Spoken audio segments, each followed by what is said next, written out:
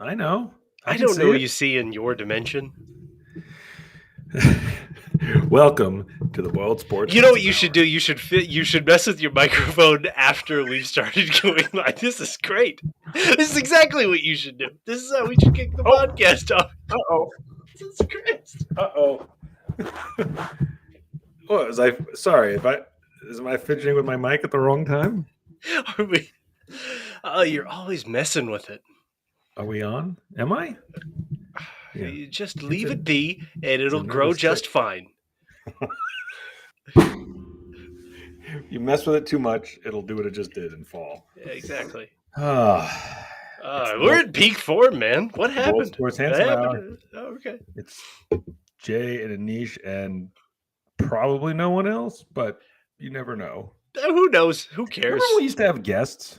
Remember that? So here's the problem when we say that is that there have been people who have requested to be on, but we just lack the organizational skills to do it. The organizational skills being simply to give them the link to this. Literally just like, hey, like click this and you can join us. Any of three people that have asked, who have said, hey, I need to be on it, I could give the link right now and they would join. However, I'm not going to. R. Miller asks, where's Dowd? And I can't go into too much. I'll just tell everyone. He's running for governor of California. And that's right. And he's out there on a shoe design. I think platform. At his campaign headquarters, setting everything up. I don't know. I haven't paid a giant working boot. Working boot. Working for California. Yeah, that's right. Yeah. Best foot forward. I think it's going to be a slogan. It's going to be a big boot. I don't know where he is. What does it matter where he is? It's like you have a substitute. Wait, so he doesn't follow you around wherever you go? Not anymore. No, that's just a restraining order. Oh. So it's man, it's you want to spend another 20 minutes talking about Scott Frost before we talk about Purdue? They took away some of my joy by taking away my Scotty. A little bit. Mark asks, who's the top candidates for Nebraska's head coach? All of them, Mark. I think we should spend 20 minutes. I think we should spend the whole hour on this, and we shouldn't talk about anything else. I've got a name for you. So one of the things that we like to do in our group chat is just somebody will just throw a name and say this guy to this school, and then if you kind of made a good one, if everybody's like, ooh, I like that. So I got one for you for Nebraska. Now they won't do this, but this would probably be another. You know how like we're all like Campbell would be good, but they will think he's not good enough, right? How about once he gets fired by Auburn, Harsin to Nebraska? You just want Harsin to work so bad, man. No, I think he's been a successful coach. Even at Auburn, he's not losing a lot. He lost to Penn State. Made that Penn State game look a lot better for Purdue. Gosh, holy cow! They just manhandled him. I did not expect that. Well, so this is what I was talking about when it's like Penn State has got strong line play, and I'm so glad that we played that the freshman running back like in the first game that we played him. He's a stud. Yeah, I'm glad we played him early. Otherwise, it could have been a loss. Yeah, exactly. It looks like we have a guest here. Guest, what would you like to say? Hey, how are you? Can you hear me? What's happening? Oh, it's Meemaw. It's real good. He's gone. That was amazing. Yeah, that was perfect. That's exactly what we need. Incredible. What was that a camera of? It's a mystery. It's a mystery. Who will know? There he is. Whoa, he's wearing a collar. Oh my goodness. It doesn't make any sense. What is that?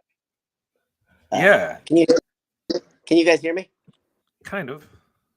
Let's just keep telling him we can't. Yeah, you just yell. You should just yell, and one of our microphones will pick it up. It's technology on the road. It's ridiculous when you're in person at home too. I guess. So I shared with the audience. I hope you don't mind. I spilled things a little bit that you're setting up your campaign headquarters. I think I have that right. You're running for governor of California. That's right. That's right. It's exciting.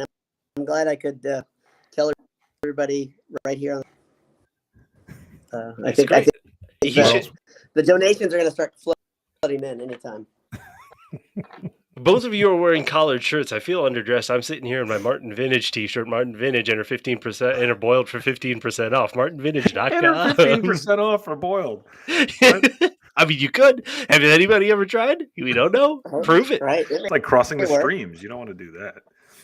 Oh man. Ryan, we were gonna spend some time discussing Nebraska's head coaching vacancy instead of the Purdue game. Oh, good. Let's see in here. Yeah. What? Huh? No, I think it makes sense. Go ahead. No, you go. I think they should hire Bobby Petrino. I think this is great. Look, it took him this long. Nope, he's back. Look at that. Are you in an RV or something? Yeah, fifth wheel. Look at the fifth wheel. Sorry. See, I think I'm on my phone. I couldn't get it to work on the. Yeah, it's great. I think the internet might be coming through your oven behind you. Yeah, I've got a little. You got the little kitchenette. It is great. You turn on the oven, the Wi-Fi turns on. Right. You turn on the stove, and that's it. That's the ball game. Right. Awesome. High tech here. I think our plan is to do as little talking about Purdue football as possible. Why did something happen? Well, I think as you and I discussed when we were trying to come up with the title for the podcast, is that one of the things we all love about college football is the absolute utter chaos of college football on Saturdays and how fun that can be. But it's like when you're making fun of everyone's, making fun of someone, and then all of a sudden they all start making fun of you, and you're like, whoa, that wasn't funny. It's not. Oh, bye, boy, Dad just left the stream. That's it. Knocked the internet out of the wall or something. But I think what chaos is fun until one of those. Now, I haven't even looked at this, but you tend to look at everything. And I don't just mean in the locker room. You tend to look at everything related to a Purdue football game. What was the win probability? Did we look at that? So here's the thing about that. Gamecast, the ESPN broadcasts the game. ESPN does not have a Gamecast up, and they don't have a play-by-play. So I think it's derived from the play-by-play analysis, and ESPN doesn't have the play-by-play drive summary up on. I mean, why would they? It's not like it was on their network. It's not like they're a multi-billion-dollar corporation or anything. To be fair, every other game is up there, so it might just be protecting Purdue fans. To be entirely fair. Well, they even seems really sketch. It seems like somebody had money on the game that they shouldn't have, and post facto analysis might not be able to be done. Who knows? Post facto ipso. Exactly. No, you took the words right out of my mouth. They talked about it on Van Pelt on his. They kind of just talked about how ridiculous the series of events were. Like that's what was so. Purdue scores with under a minute to go, and what's interesting is I was running the kids around, so I had the Purdue radio network feed on, and they kept saying stuff like, this they scored way too early. Is what they were saying on the radio feed. They were saying 51 seconds. That's a lot of time they left, and I was like.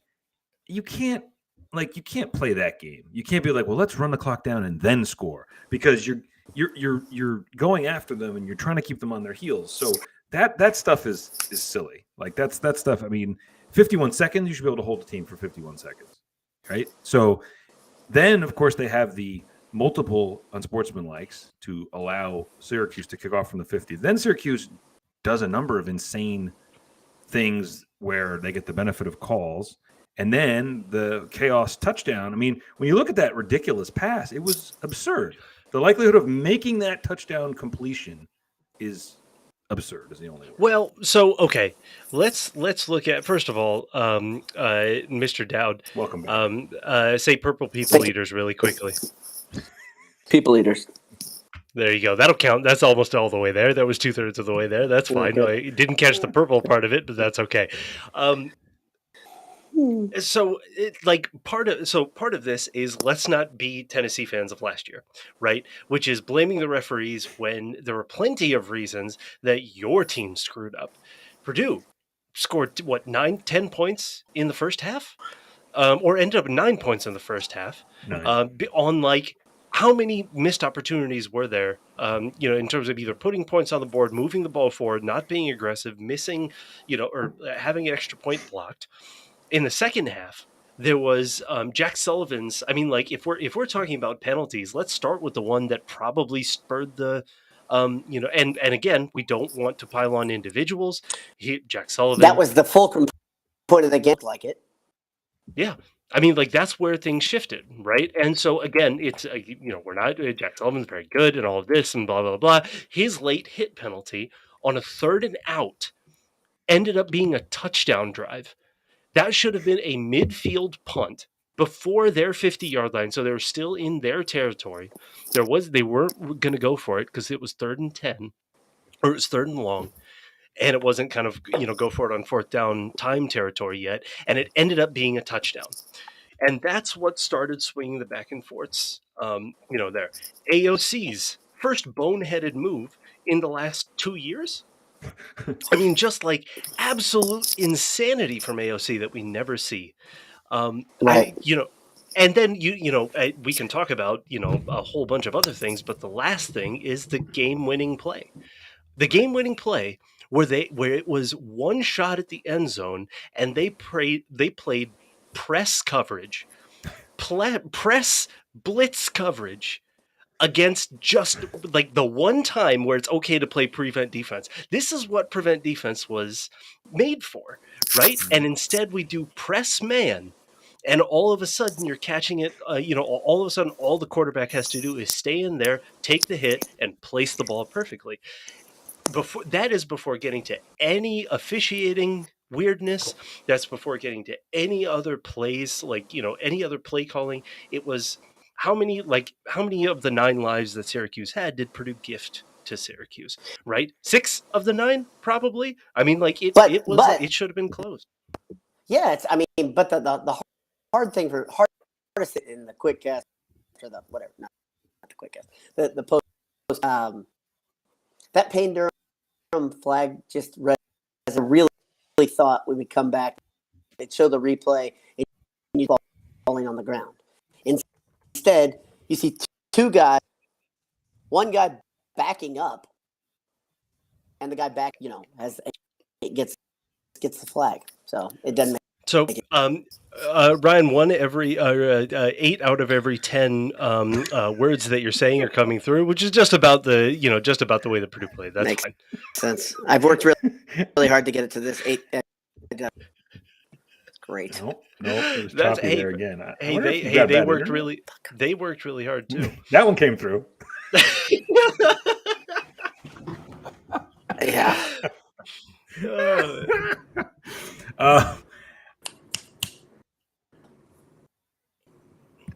No, man. Keep going, Jay. Super delayed. A Motor City Boilers comment, please. He says that's perfect. That's exactly. So I hear what you're saying about how you can't, and I think we're all pretty much usually, even if we're complaining about officiating, I think we're all usually saying, like, you can't blame that. You got to win the game. And it's exactly, Beatdown hit this in his post game, and he did allude to basketball, because this is the truth. You have to take it out of their hands, right? Like, if you're on the road, you got to take it out of the officials' hands. So I agree with you completely there. However, that was, and I don't normally complain, that was the worst officiated game I've seen. It was the worst. I say after all that was the worst officiated. That was the most angry I've been at a Purdue football game in I don't know how many. In the Jeff Brom era. I mean, I don't think I was that mad in the Dara Hazo era. The expectations weren't that high, right? And so I say all that to say, that was the worst called game. But don't you think that the Brom unsportsmanlike? That was really so it wasn't on him. It was on the coaching staff. No, it was on him. It was. It was. That's what they said on the radio. It was. So it's what on ESPN. It's what they said, but kind of post game reporting was that it was on a member. I watched his presser yesterday. It was on him. It was on him. The ref out on the field. He said he was about into the field during an extra one on him. He was like, I don't know. He goes, I was 40 yards away from the. Yeah, so. I mean, so if you're saying that it was on him, then that's fine. The unsportsmanlike it seemed to be was not. It was probably a dumb. It was either dumb on the ref or it was dumb on Payne. It is what it is, right? But at some point you got to stop complaining, right? I mean, at some point you got to shut your mouth. What I was at some point, it's hurting your team when it's still in. But don't you think that's a buildup of an entire matter. Game of horrible officiating? Win the game, and then complain about it. I agree. I'm not excusing it. I'm saying that had to be partly a culmination because they call the unsportsmanlike on Durham when, again, according to the Purdue radio guys. Both teams were barking the entire game. Syracuse was in guys' ear holes, in O'Connell's ear hole, and nothing was called. And then when it happened early in the game, they said that's supposed to be a penalty. That's supposed to be a penalty now. When you're up in a guy's I am absolutely saying that this was the worst officiated game that I have watched in a long time. The problem is when Purdue keeps it in stupid range. Purdue dominated this game. This should have been a runaway victory. See it coming though, couldn't you? When you're up because they kept it in stupid season and we're Purdue or 9-3 or whatever the hell it is, and you're dominating everything, and you're sitting there thinking they're going to score a touchdown and take the lead, and that's exactly what happened. You could feel this one brewing. I think. To me, it's if you give Syracuse and Dino Babers that quarterback who somehow gained 100 yards rushing. Yeah, he's tough. He's tough. He's huge, and he hit passes when he needed to. That's really all it was. Purdue's run defense stopped their likely NFL running back. But how many lives did Purdue give? How much did Purdue's mistakes cause this to be within the range of stupid? Yeah. And in the end, the refs probably were the straw that broke the back, but most of the rest of the bail was on Purdue. And so to me, it is, it sucks when the refs swing the game like that, but there were so many mistakes that were built up. There were so many missed opportunities that you left it in this range, and you can't do that, especially in a game where it's evenly matched. In a game that was going back and forth, maybe, but in a game where Purdue should have won by double digits, that's where it starts to get tough to. It starts to get tough to control, and that's where it gets tough to. I think the first. Talking about Payne Durham's unsportsmanlike conduct, I think that penalty was stupid. Whoever it was on the coaching staff has just got to shut up about it. I don't care. They're the ones getting paid. The kids aren't. Mm-hmm. In the end, you got to shut up about it. You know that this is still in stupid range, and you've got to just bank the win and then take the fine after complaining about the refs after the game. Right. That was the frustrating part to me. Yeah. Is my audio horrible right now? Yeah. It's not great. You're cutting in and out still. I don't know if you guys watch this. Yeah. All of them. I mean, nope. I have enough bandwidth. Nope. I can be angry. That's it. I heard angry, and we could hear it. So yeah, it's still choppy coming through. I don't know. To me, it's there's enough anger to go around. You be angry at the refs, but to me, Purdue just left them in it, and stupid range causes stupid things to happen. Yeah. I think I was just looking at the stats, and we all know about Anish. I believe you're now calling him Chuck Sizzle. I have to now. He's forced me to. Yeah, we don't make the rules. But not only that, Aiden O'Connell has, I believe, an even 1,000 yards, which is kind of interesting. The quarterback for Florida Atlantic, Perry, has 987 yards, 10 touchdowns, 2 picks. So I'm going to try not to let that concern me. They score a fair amount when they score, but their 2 losses. People are talking on the side here about the 19.5 point spread. Not that I'm trying to move on from Syracuse, but when they've lost, they've given up over 40. So it's funny because every game now, not that I pay attention to these things, but the over-under of Purdue games is inching up every single game. So for this game, it's now set at 61.5, which is so hilarious because it's. I thought the under was going. I mean, like obviously we all thought the under was going to hit in the Purdue Syracuse game until the fourth quarter, right? But when Purdue took that lead, I thought if Syracuse comes out and wins the game, then we hit the over. Yeah. And boy, I hope that doesn't happen. And then a lot of people are hitting the over in Syracuse, right? And so, and again, I am saying this. There was a pass interference on Corey Trice on 3rd and long where 2 defensive linemen, I believe, I went back and watched it. I believe it was, I have it here. Like there were 2 defensive linemen that were pulled down, completely tackled. Scotty Humpich and Brenson Dean.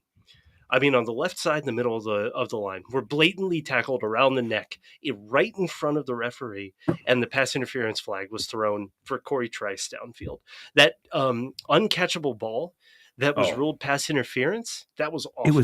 It was so far out of bounds. Like it hit the sound guy holding the dish. Right. That's uncatchable. Right? That's exactly an uncatchable ball by any definition, correct? I mean, I'm just excited that I heard every word in that sentence. I know, exactly. Look at that. I've been trying everything on. I mean, it looks like I'm just sitting here, but I'm busting my ass trying to. My audio. Look at my intern is doing great. Look at Motor City Boiler says maybe Bleedout could just use hand signals. Oh, he can use hand signals. Oh, I can. Yeah. I've got one for you, Motor City Boiler. You don't deserve that. You don't deserve that. No, don't take it out on him. It's like kicking the dog. I mean, yeah, exactly. The pass interference is a rule in college football where pass interference can only be called on an uncatchable ball if the interference prevented the catch. Yeah, exactly. And that ball was 7 yards out of bounds, right? It was past. Yeah. Someone pointed out it was past the white. Maybe it was you. That guy, the ref that threw the flag for pass interference on the left side, so Purdue's right. Okay. The play before makes me more mad than the pass interference, where he pointed at the ground and said he was in bounds. That's a catch. And they show the replay and half of his foot is out of bounds. Well, that pisses me off more than the judgment call because I'm like, this guy's trying to just make sure this happens. No, so that's what referees do now because they know that they have the video to back them up. Always call it in, and then you can overturn it if it's there because it's inside the 2 minutes. Not believe their eyes. Like no. Either he's blind as shit, or he's a liar, or he's on the tape, or he's bad. He's bad.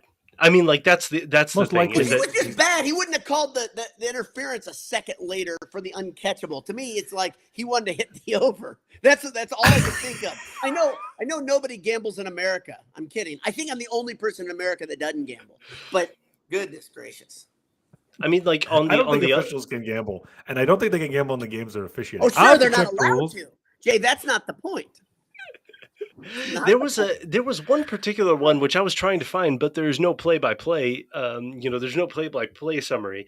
But we were talking about it at the group chat where the announcing crew, which is another just crack team of ESPN. Oh my gosh, just tremendous, just a tremendous job. That was great coverage right there. As they showed the replay, and he got his head around. That was great coverage. Is looking at the Purdue player, interfering with him with 2 hands, and the ball it's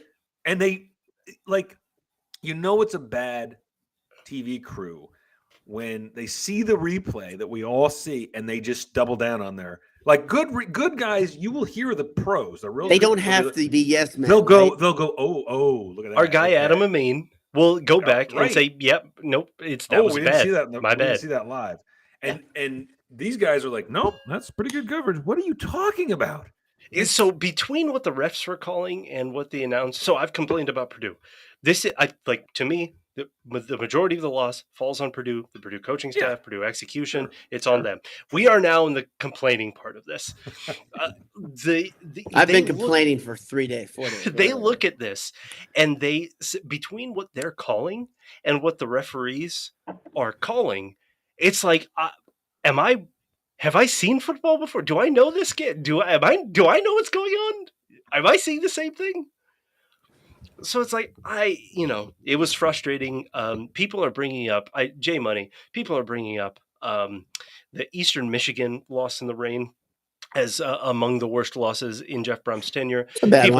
People are bringing up, the Minnesota, like some of the Minnesota losses. And there was one other one that was brought up frequently. Rutgers. The one that's never brought up is 12-14. You guys were there. That was a how dare Chris Ash. I hear you, Brian Newbert. I hear you, Mike Carmen. None of you bring up the most egregious game that I have ever seen with my eyes. 12-14 in Piscataway. I think people do, and this is not me defending that, but I do think that people look at it's a worse loss when you do it at home. Because Eastern Michigan everything that it put the piss in Piscataway. There was nothing that was. I think people have memory hold that game because it was just so miserable for everybody. We almost forget it. We'll talk about games we've been to, or I'll talk about games my son's been to, and we'll be like, oh, and we'll do the whole list, and we'll go, oh, and that game at Rutgers, it didn't feel like an actual football, like that didn't count. It was like a fever dream. Like, I don't know. How dare all of you Purdue media mafia for not mentioning the most egregious? How dare you?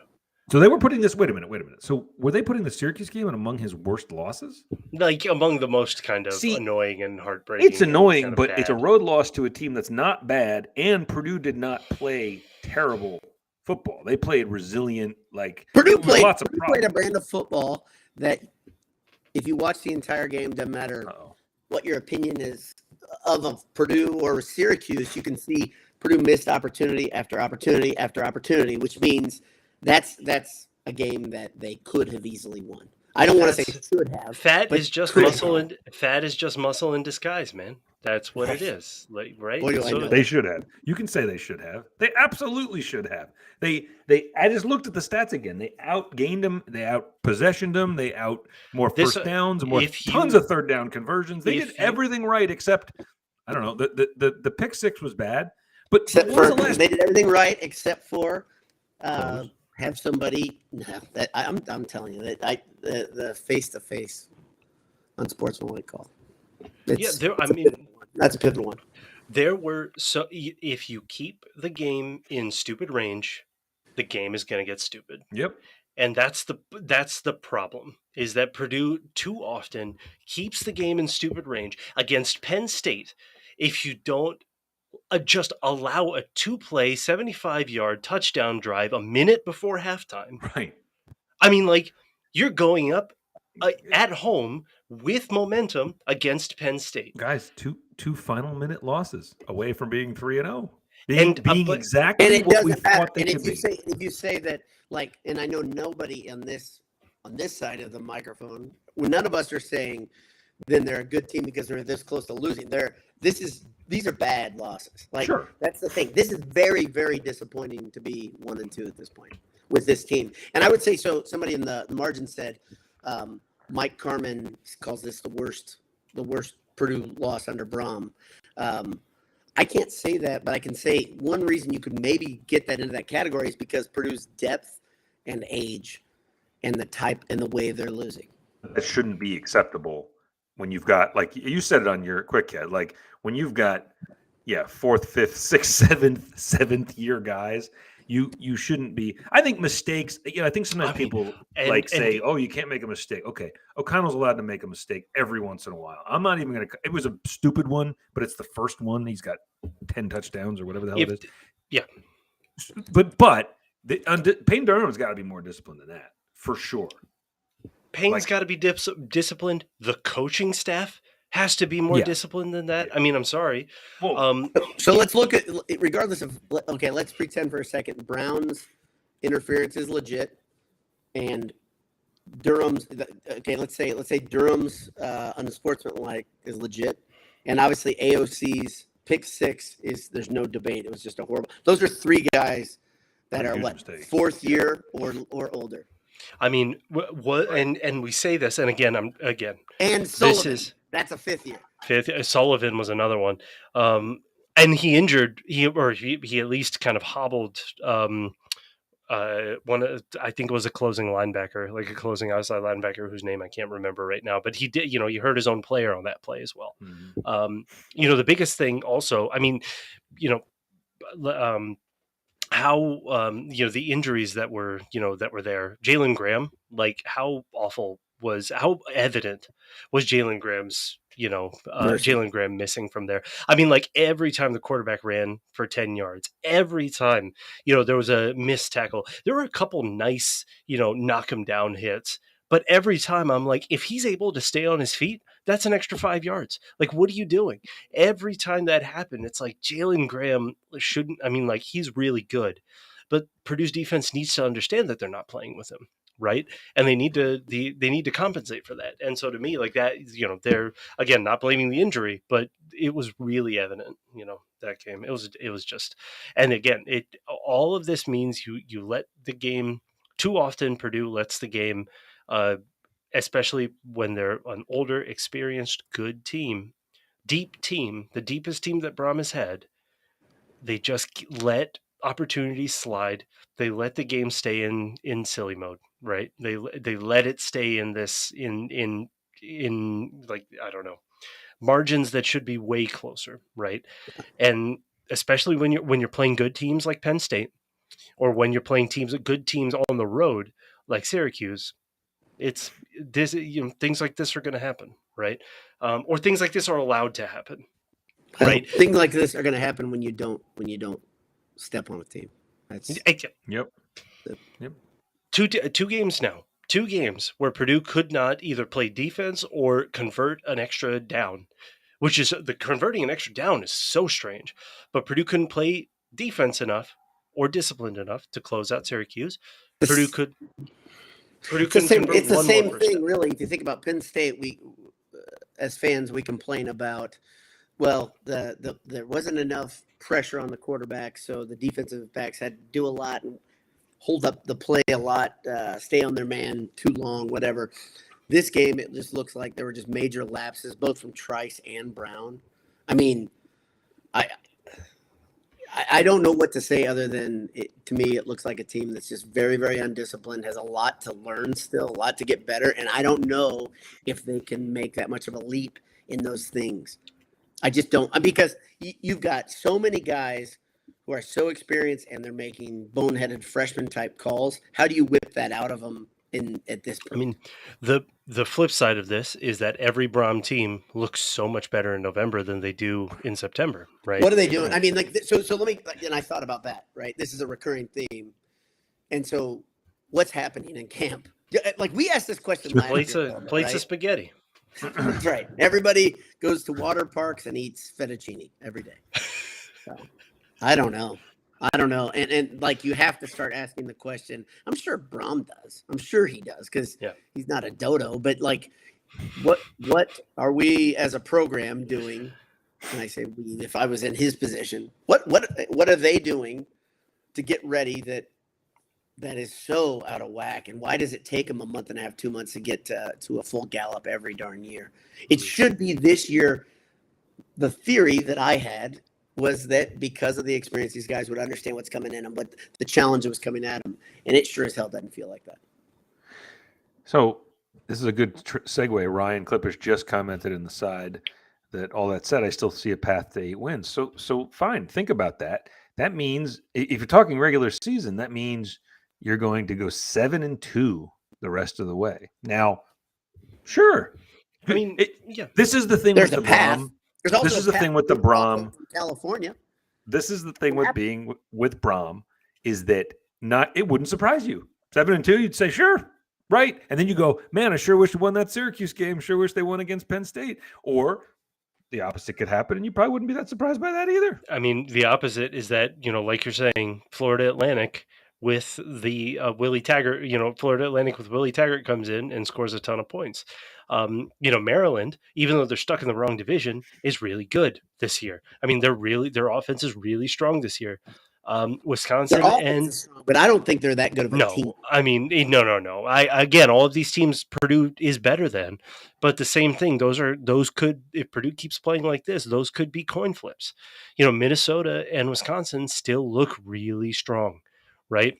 And so Wisconsin week to week, again, that's another team that you're like, sure, they could be great and sure they could be horrible. We've seen both this season. I guess Minnesota's so strange the only team that looks like a mother, right? But who have they played? On the other hand, who have they played? That being said, they look disciplined. Which is so strange to think of. If you think of, PJ Fleck is running the disciplined, low variance team, and Jeff Brom is running the, mistake prone wide variance team, right? It's kind of wild to think about if you just look at personalities, but the style of play is what it is. To me, it's that final stretch, where it's Iowa, Illinois, Northwestern, Indiana. Like that's where you're hoping you're racking up wins, right? But like J-Money was saying, I mean, like I said this before I saw what Purdue was this season. You're not concerned about Iowa now, like I'm more concerned now than I was 2 weeks ago, and I was concerned then because I'm concerned about Iowa, but I think that they're like, as in like if somebody's on their deathbed.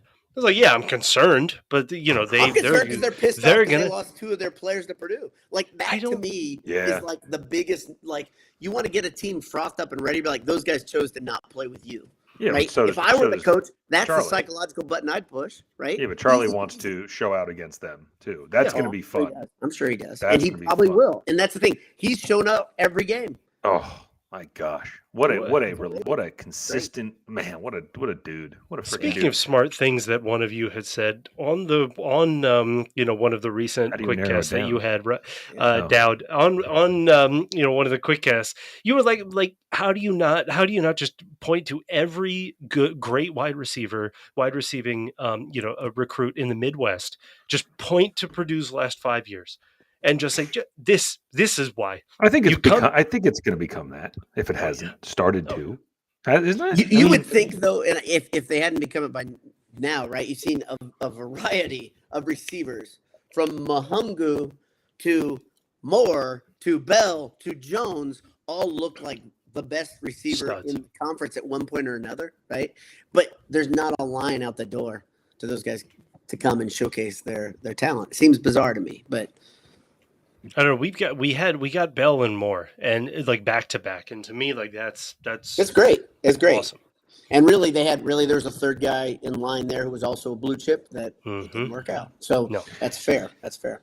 One point I just want to make. I know it's jumping off your wide receiver conversation, but you guys were all just talking about Minnesota, and a couple of people. Somebody in the margin made a comment about Minnesota, or way earlier in it. About actually what their question was did Purdue make a mistake in not going after Fleck, which I don't really want to even entertain that. I still would not want PJ Fleck, but talk about. So I know Minnesota's 3-0, and I know it feels weird that they're 3-0 and Jeff Brom's 1-2. They've played 3 home games. Exactly. They've played New Mexico State, Western Illinois, and Colorado. Now, great teams, all great teams. Purdue could find a way to screw games up for sure. But Purdue's played Penn State and Syracuse on the road. That's not even remotely comparable. So I don't think that those records are indicative. I think so. They have to go to Michigan State this week. They actually have to play a road game. So we'll see. I mean, maybe they are good. Maybe we'll see. We'll see what they do at Michigan State. I think they're the same that they've been under Fleck. That's the thing. He's been incredibly consistent, right? His teams are based on something you can, once you figure out the system of how to create a very, very salty defense. It's a Wisconsin system. It's a ground and pound offense with salty defense. I mean, it's what Iowa wishes they were, right? Right. It's what really. I mean, Iowa's still there, just no offense at all. They don't even practice it during the week, pretty much. They don't. It's incredible. The heavens have abandoned them. Get out of here, insurance fraud of a program. Anyway. So how about this? If you look at, a couple weeks ago, I talked about 50-50 games and my idea of what a 50-50 game and which game was a 50-50 game has changed. Has any of your ideas about what's remaining on the schedule changed in the automatic L category? Is there anyone that you say, okay, yeah, now that's a loss? and it wasn't a couple weeks ago.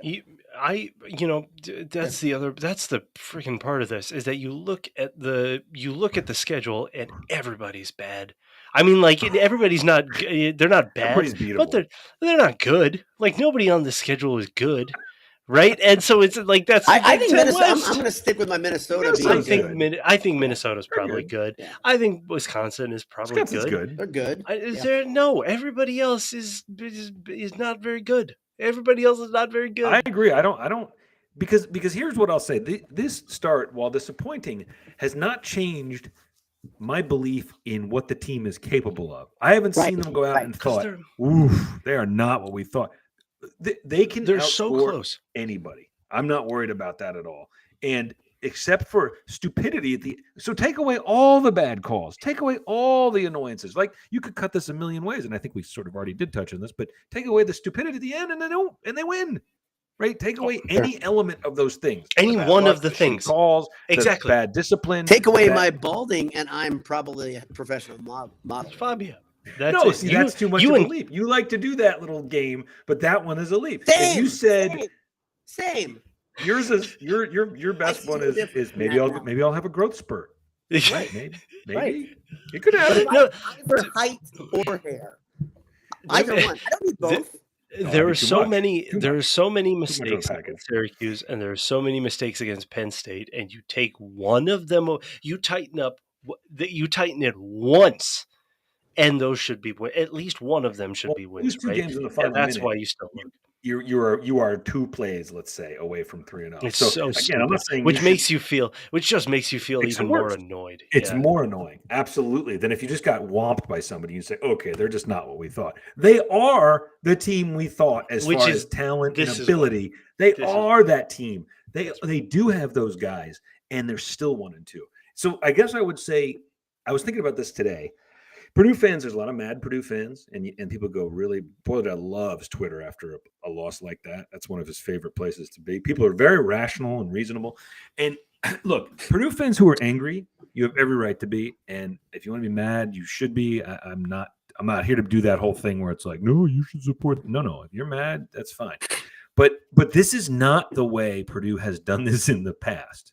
And that's what, like, this team is not losing because they're not good enough. They've found a way to screw themselves late, right? And so that there is a difference there to me, right? Like to still have hope that they could win any. Now we said this last week. They have taken away the margin for error, right? To have a 9-10 win season and lose 2 or 3 games. If you start 3-0, 10 wins is absolutely on the table. Because then you've got 9 games left to win 7. Or 6, and then a bowl game. So now you don't have that. Your cushion is gone. Now, do you burn those early in the season? Do you burn them late in the season? If they go on a run now, I don't care how they get there. But now it's the degree of difficulty. To Dowd's question earlier, I do think that they can tighten it because I don't think it's that. Like we've seen Brom teams get better through and sharper as the season goes on, and Jalen Graham hopefully will come back. And if it's the same trajectory, I could see them because every team is bad on the schedule. Not bad. Again, every team is average on the schedule. Nobody's impressive. I mean, Minnesota and Wisconsin are your best opponents. Right? How strange is it that next week Duke and Kansas are going to play to open the season 4-0? In football. How about USC? Me. Duke's kind of been there. They've been good. They've been there. How about UCLA but they fired. With nobody in this? They pushed Cutcliffe out. Yeah. But his point is they were weren't they in the ACC title game like 4 or 5 years? Oh, and there he goes. No, there he's back. It's like the curtain closed and reopened. I find the one that's crazy to me is UCLA and USC, 2 programs that seem sort of dead recently, are both 3-0. No one's going to UCLA games, which that's a weird phenomenon. Did you see those pictures? Yeah, that was ridiculous. What the hell? Your team's 3-0. Why would you not be there? I don't understand. I don't know. It looked like there was a bomb threat or something. There was nobody. Literally nobody. Section was, it was like a smattering. There was like 500 people. And then like nobody else. Yeah, that was very weird. Yeah. Kansas being 3-0. Big Ten. It's my favorite. Well, snag Washington and Oregon, man, and now we're cooking. Now we're cooking with gas. The Big Ten Far West. That's what we'll call it. That's right. The Big Ten Pacific Division. Legends, leaders, and just let them play each other. Do like a round robin all season, and then Legends, leaders, left coast. Yeah, there you go. See, you're sounding like a California governor already. Yeah, boy. Rutgers playing a road game in California is going to be great. That's going to be hilarious. Yeah. It's historic. It's a historic rivalry from sheet. How are we not talking about this? Holy crap! So John and Motor City Boiler are debating in the side about the leg lengthening surgery. Have you guys seen that? Oh, it's disgusting. Yeah, it's real. Think about so one of the things I say all the time is mental illness. Mental illness is everywhere around us. And people who will have their legs broken to gain like 3 inches of height, and it's like a year or more of recovery. This is a thing. This is becoming prominent thing for men who are like 5'7" and insecure. Oh, there's a guy. I saw a picture of a doctor who's 5'3". He was built like me, and he's standing next to a doctor who's like 5'8", and the next picture he's taller than the other doctor. I was like, whoa. What if they did that except with arms? Well, but no, don't they have to? Anish, you're the biologist here. If we made Boiler Dad 6'3" instead of 5'3", no, we make it with the same arms. We keep it with the same. My arms aren't that short. My arms are not that short. Honestly, I can wear like medium and large shirts. Don't have to cuff them, but like I have a 27.5-inch NC. So you seem like you're a prime candidate for this I'm the guy. Surgery. I'm the guy. But here's one thing. I am averse to pain, so I'm probably not going to. You should only lengthen your thighs so that your thighs are real long. Like, so you're like, yeah, his knees are like at the top of his. I would still have size 7.5 feet. I think I'm weird. That's what I mean. People don't think about this stuff. Everything gets out of proportion, doesn't it? Yeah. Neck lengthening surgery? That would be great. What could go wrong? Says they're. I think he's drunk. They're not broken if they fix it right away. Is that like if a lamp falls and you glue it together? You glue it together fast. No one saw it broken. If a lamp breaks and no one sees it broken but you, and you fix it, it never broke. They're not That's broken. The saying. They fix it right away. Trust him, he's a doctor. Yeah. Yeah, and John says you can no longer be an athlete after that surgery too. No kidding. You can probably barely walk. Not with that attitude, you can't. Right, exactly. PJ Fleck, leg lengthening surgery. Man, PJ Fleck, Nebraska? I think that. Why would he leave though? Why would he jump Big Ten unless it was to an actual good program? Yeah, exactly. Money. It's all money. Money. If you can get that $110 million contract that seems so popular right now, you're PJ Fleck, you go to Nebraska. I want to bring up an idea from the Shutdown Fullcast. They brought up that there is a likelihood that Louisville could open, and there's a candidate. There's a candidate with Louisville ties. There's a candidate who's been in the Midwest and the Plains, that knows it really well, back and forth, that's with his program, that doesn't function with an NIL budget as much as Louisville does.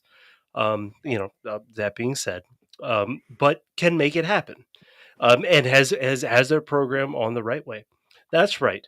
Bobby Petrino has gotten Missouri State University off to the best start of their generation. I don't see how it could go wrong. Just bring Bobby home. Just do it. Bring Bobby back. Didn't they just fire him for Satterfield?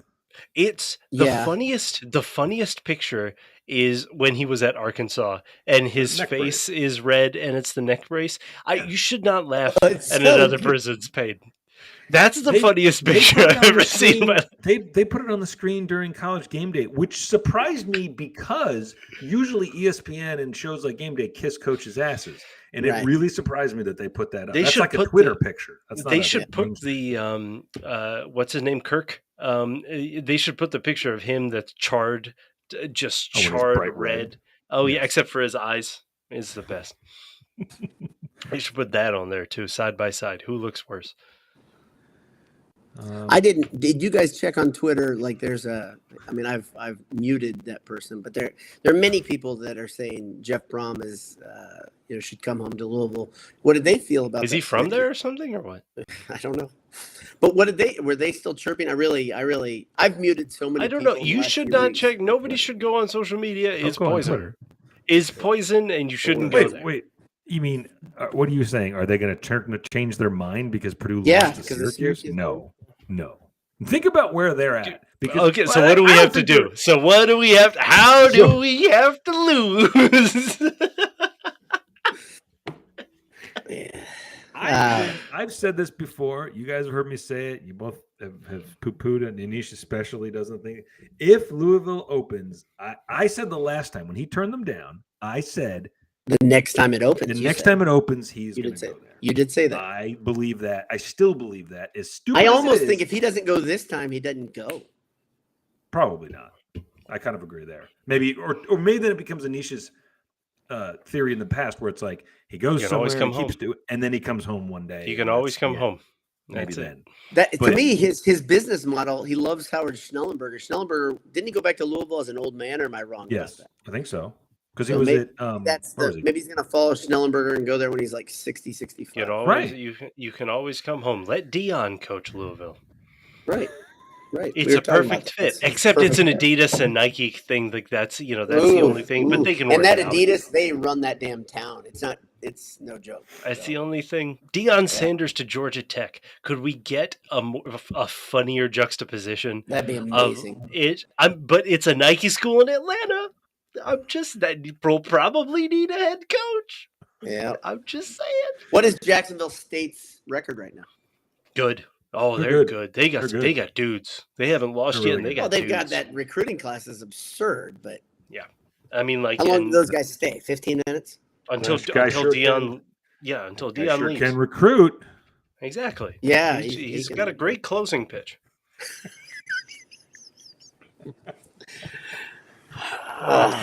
Yeah. Dion and Auburn, is there a more chaotic fit? It's a good one. Then he and Saban can film more asinine, stupid-ass Affleck commercials. Is my brain telling me an incorrect memory? But didn't Saban and Dion kind of get into it last summer? I think what you're thinking of is Dion pitched a fit because a reporter was calling him Dion instead of coach he specifically used Saban as an example. You don't call Coach Saban Nick. Yeah, you're not Nick Saban. You what? Doofus. He's not. Give me one difference. We should probably just call him Nick. It's like calling chef something chef outside of the kitchen. It's weird. It's just weird. This is a weird thing that we do. I call you chef every time I see you. I call you doctor. Cooking up. Exactly, doctor. Doctor. Jay, did you get questions from Twitter today, or do we not get them? We do have some. Let me take a look over there. I invited people to ask anything they want. Ooh, I got a real football one, and I did like this one. Okay. And I feel like we've been asked this before. You can bring back one Purdue. This is from Doc McDoom, which is a great name. You can bring back one Purdue football player or coach in their prime for the season. Who are you picking? And a couple people responded. My first thought, and a couple people responded with defensive suggestions. I'll be honest, my first thought was, man, if you had a Leroy Keys or a Mike Allstott running the ball with this passing offense, because I just like thinking about offense.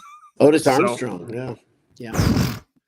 That would be fun. But we had somebody say Kerrigan. Can't argue with that suggestion. And then someone said I'd bring back Rod Woodson. I like the defensive end idea better. I don't know if Kerrigan's the best. Maybe Phillips or let's think. Maybe Colvin in his prime. I mean, I want an edge rusher. I want I like a guy who can fly around the edge because they really don't have that right now. I do think Nick Carraway is going to be there in a year or two, but yeah, an edge rusher in his prime might be a difference maker because that's really what the defensive backfield needs right now is a guy who can get in the quarterback's grill. Really makes a difference. I was watching some analysis of a bunch of guys just talking about film, and they said if you watch a lot of famous plays in the history of college and pro football, you'll say, wow, why didn't the quarterback see those two wide open receivers? Well, because he had a monster of a defensive end right in his face, and you can't see anything. You're just running for your life. It really matters. I would pick Danny Hope to play outside linebacker in his prime. How about Brock Spack to play outside linebacker? Oh, both of them. Why not both of them? It's like it's like walking through a hall of mirrors and you see the same thing on either side. You don't know what to do. It's the Spider-Man meme. Yeah, exactly. Spack is probably, so somebody commented earlier, they said Purdue's linebackers are slow when Graham's not there. Remember, Graham's not really a linebacker anymore. I don't mean to get out of that. He's kind of a hybrid linebacker safety. But also, I think O.C. Brothers is not that slow. Purdue does have a couple slower linebackers. That showed up at times versus Syracuse, and it showed up versus Penn State too. But I think Brock Spack would fit right in. The first time I ever heard O.C. Brothers' name on the radio, I thought they were describing a pair of brothers that Purdue had recruited. The O.C. brothers, right? And I was like, "Wow, that's pretty cool." To me, it sounds like an old timey company, like Hall & Oates. The O.C. brothers now performing, right? And that'll never get out of my head now. That's Motor City Boiler, who's just been an absolute menace tonight. He asks on Twitter, Are eyebrows considered facial hair? Yeah. No, they're not. No, they're not. Yeah. No, they're not. Because very, very pretty women have eyebrows. You wouldn't say, wow, it's hair on facial hair. It's on the facial. It's the facial hair. Yes, the eyelashes are also facial hair. You get them threaded. You get people get them shaped. People have them treated just same way if you had a pristine mustache or Boiler Dowd's beard. John Faker nailed it, by the way. With you get other parts of your bodily hair shaped, Anish, and we don't call that facial hair. So. Yeah, because it's not on the face. That's a key distinction here. You have to with facial hair. It's facial hair. John Faker says the O.C. Brothers apothecary. I love that. That's what I'm talking about. Faker nailed it. I could see it painted on brick. Like, on our old school kind of brick, former factory. So, Hal French, Hal's just playing into me, right? He says, more delusional fan base, Nebraska, Tennessee, or Louisville. Now, they give a run, but it's Nebraska. It's Nebraska. Like, Tennessee has been good in what we might. Well, no, they weren't that much after Nebraska. I was going to say serious question. Let me ask you guys a serious question. And we're in our own little, our Purdue echo chamber. Does anybody see Purdue as delusional from the outside? Like, I'm not trying to be funny. Like, no. I don't think so. We are so hurt. What do we delude? Like, I don't know. We had Anish had a great point on another medium. I think it was Anish who said, because somebody was being a jackass during the post game, and was it Anish or Michael said, "Hey, we make fun of Purdue. We don't care if you make fun of Purdue. We'll do it ourselves, right? We'll do it. We'll take care of that. We don't need you." Yeah. And so that's my whole point. Like, I think the Purdue fan base, maybe just the ones we interact, maybe that's it. Maybe we've muted not you. That's not fair to you, Jay. Maybe I've muted so many people in the Purdue fan base that all I'm seeing is the people that are like in the margin here that are just relatively sober fans. They kind of get it. They get it. Exactly. Well, did you see, I got into it, and I've been really good about not getting into it with people on Twitter for a long time now, but there was a person. I saw that. There was a person who was ripping Brom and saying Purdue can do better, and the hallmark of his time here is undisciplined. And I said they can do better. I was like, who? And he couldn't answer it. And then I later was like, "Well, I'm still waiting for that." He didn't say it. Then he said he didn't say it. Really, and I said, you said they can do better. And I think what he was trying to hide behind was you can read it a different way. Like they could do better. They could play better. Like, you're lying. Now you're lying. Go away, old man. Exactly. Mark Goshorn. Is it Goshorn? Goshorn? I mean, I don't really care, Mark. Goshorn. This is my show, so I'm going to call you whatever I feel like calling you. There's nothing sober about us, he says. That's fair. That's true. Fair. Entirely true statement. I think Purdue's the reason I asked that question, because you juxtapose Purdue's fan base with Louisville, Tennessee, or Nebraska, and you'd say I think most people would say Purdue fans would be like, "Oh no, here comes the bad part." Like that's what we do. Yeah, because you know what the difference is between us and them? They've experienced success. No, but Nebraska and Tennessee. You know how many Sweet 16 championships we have? I mean, they're stacked up. Goosehorn. John Junger says you pronounce it Goosehorn. I think. I don't. No, but here's the thing. You said Purdue fans are Motor City Boy says they're not delusional, they're masochists. You said they find themselves in each. Were you just saying that they find themselves going, "Uh-oh, bad things are coming"? Yeah. I think Tennessee and Nebraska fans, bad things hit them in the face like a cinder block, and they're like, "What? That's not who put that there?" Shocked every time. Like shocked every time they get wet when they walk out in the rain. Right. Our friend Greg, our man behind enemy lines in Nebraska, I believe it was him on Twitter. He said that they talked themselves up all week and then went down the field and I just looked at the sidebar. That's great. Greg says, hang the Sweet 16 banners, the roof would cave in. So listen, Hoosier fan who's tuning into the Boiled Sports. We got banners too. We're gonna beat you to it, is what we're saying. We got banners too, not the big ones, but by volume, we've got more of the small ones. Banners, mini banners, tiny banners. Greg said that they talked themselves into. I believe him too. He said the fan base talked themselves into. I believe him. Putting on a good show. Then they went down the field and scored on their first, and they were like, yes. It's like, here's the thing, though. Purdue went down 2 scores in this stupid Syracuse game. Purdue went down 2 scores.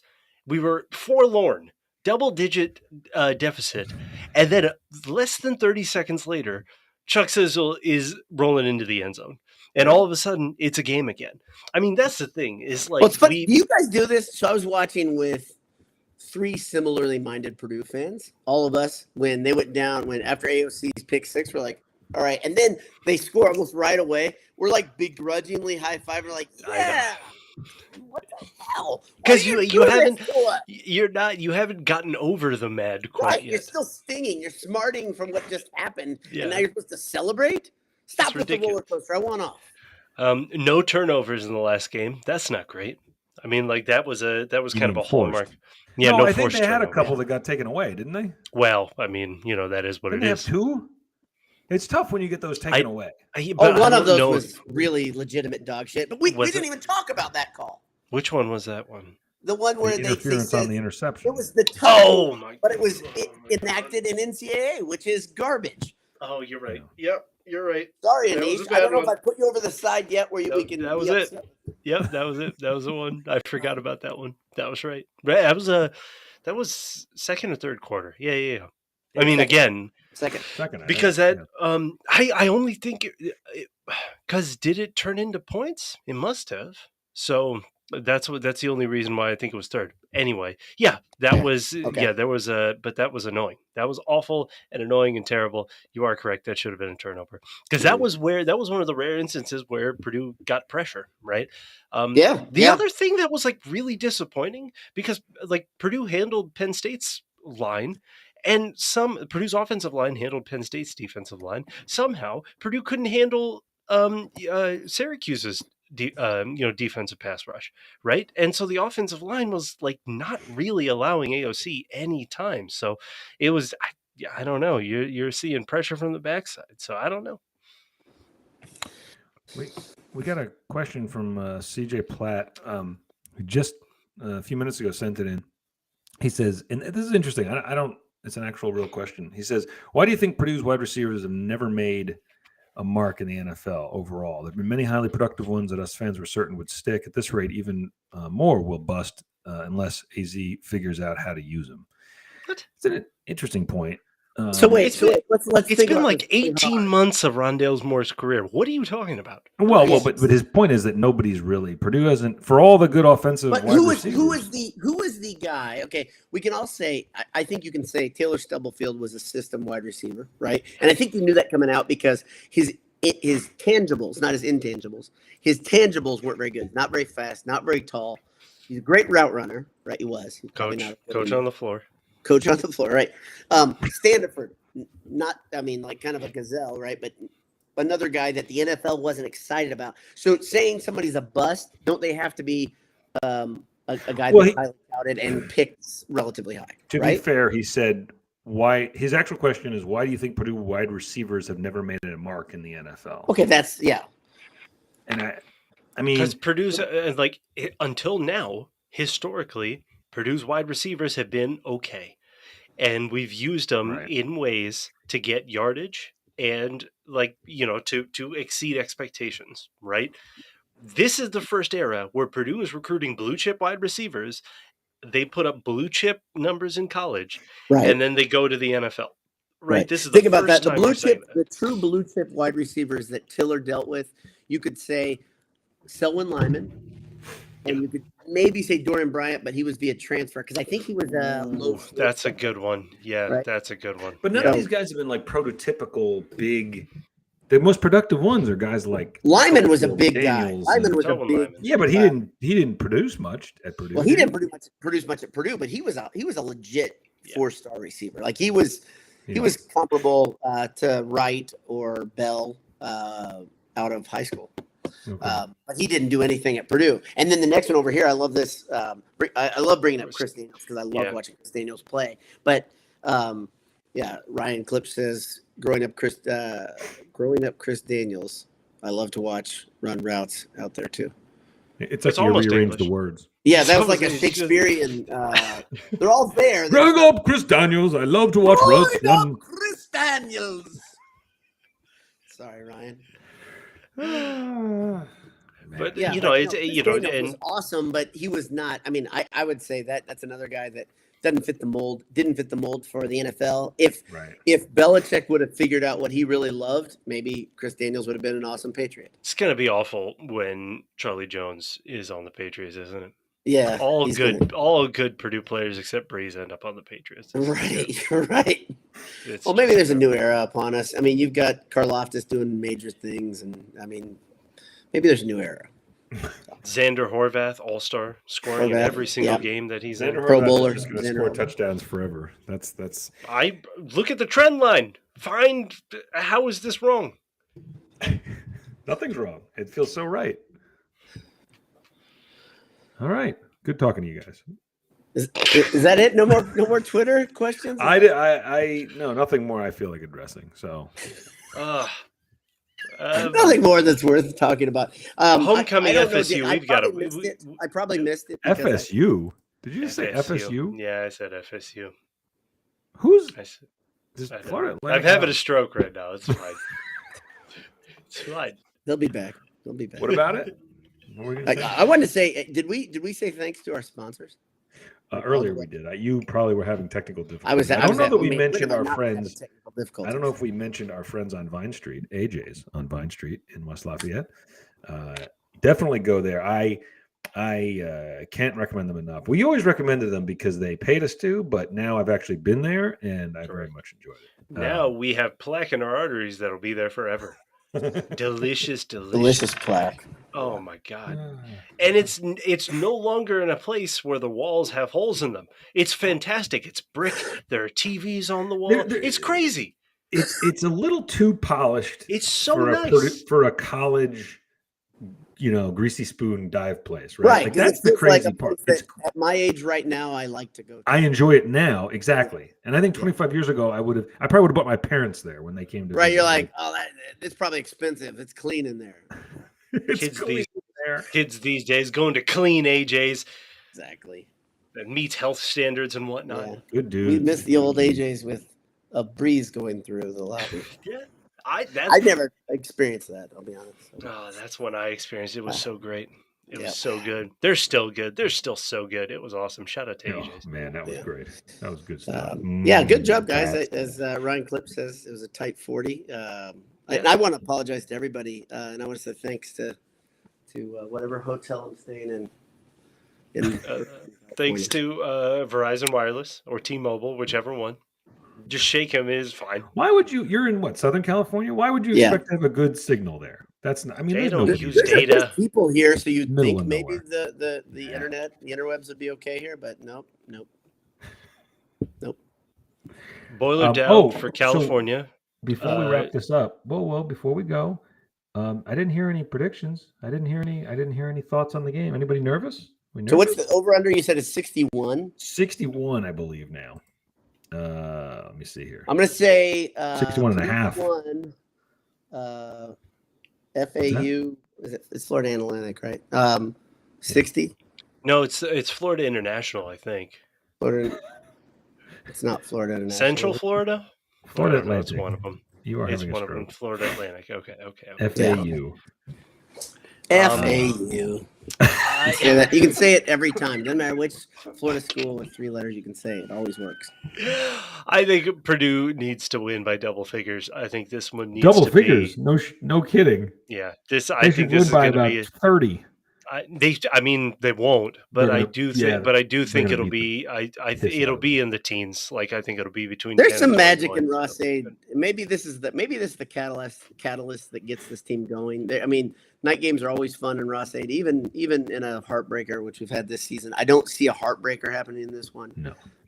What could go wrong? Us not expecting heartbreak. I think it's going to be here. I'll give you one to think of. Remember his second game when they played Ohio under the lights, and it was like super fun, and they won like that was an awesome. That was a fun Can one. we get some traction on the return game? Like that's the one thing that no, don't wish gears. for that. That's not going to happen. They clearly the one thing have that a grinds my system gears. that's broken. How can Iowa get this fraud of a program? How can they get running return yards with Chuck Sizzle, and we can't do anything? That's the one thing that grinds me. You're pining for return yards. How about whatever happened to Trickeration Jeff Brom? I know. There was one try, and it was horrible. Let's not forget the Sheffield play on the grounding. Yeah. That was awesome. Sheffield and AOC seem to be on different pages. It's very strange. I'll tell you the other guy that's not on the same page. This is what I thought would happen with just the receivers. Rice and AOC are not on the same page at all. It's so strange. And we still haven't even seen Yassine because of injury. It's been a little more prolonged. I mean, these are the things that I thought would happen. I really didn't think they'd average 9 to 11 penalties a game. That's been the little variable that I didn't see. Yeah, it doesn't seem good. Doesn't seem good. Okay, maybe. But I'll say. Here's what I think. I think Purdue is going to win by 14. And let me ask you guys a question. Which one's more likely? Chuck Sizzle, Charlie Jones gets 3 touchdowns, or Devin Mockabee gets 2.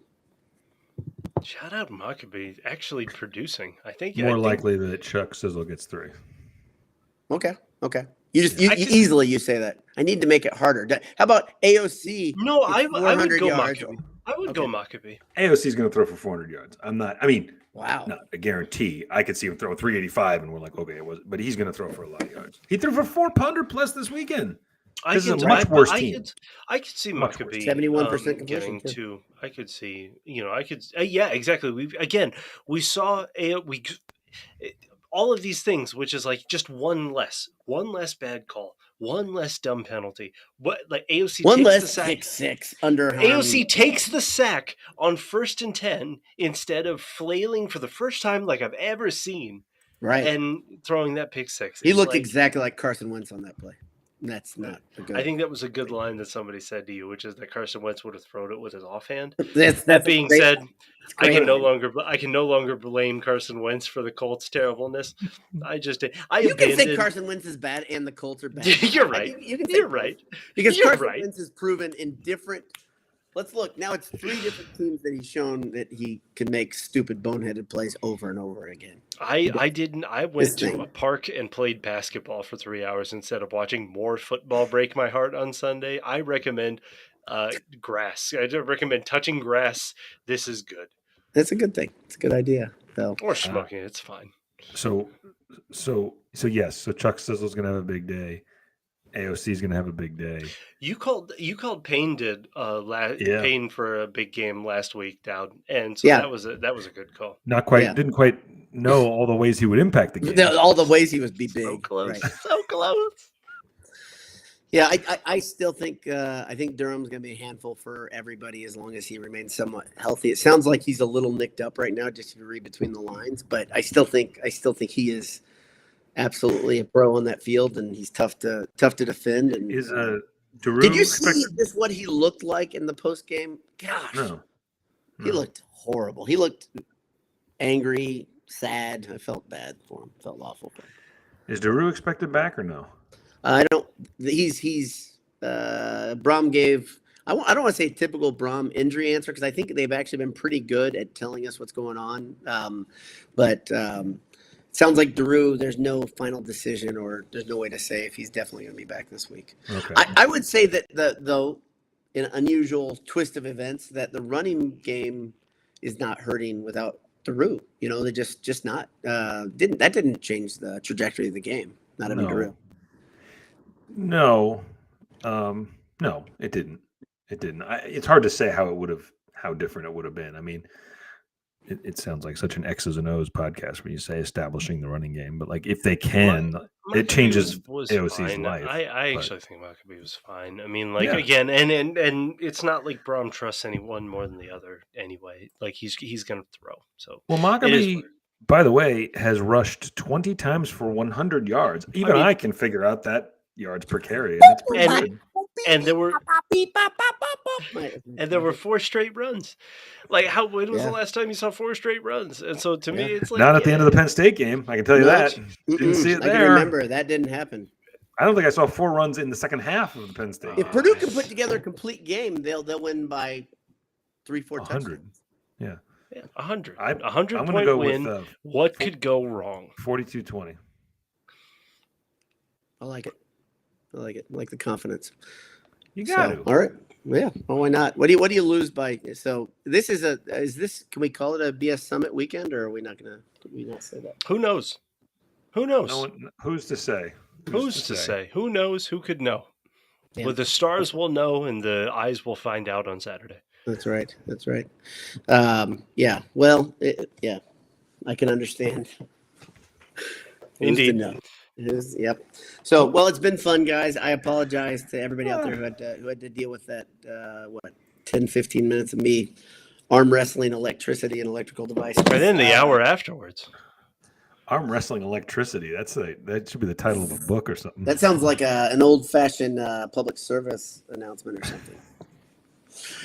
Play it safe around power lines, guys. And love you guys. Good night.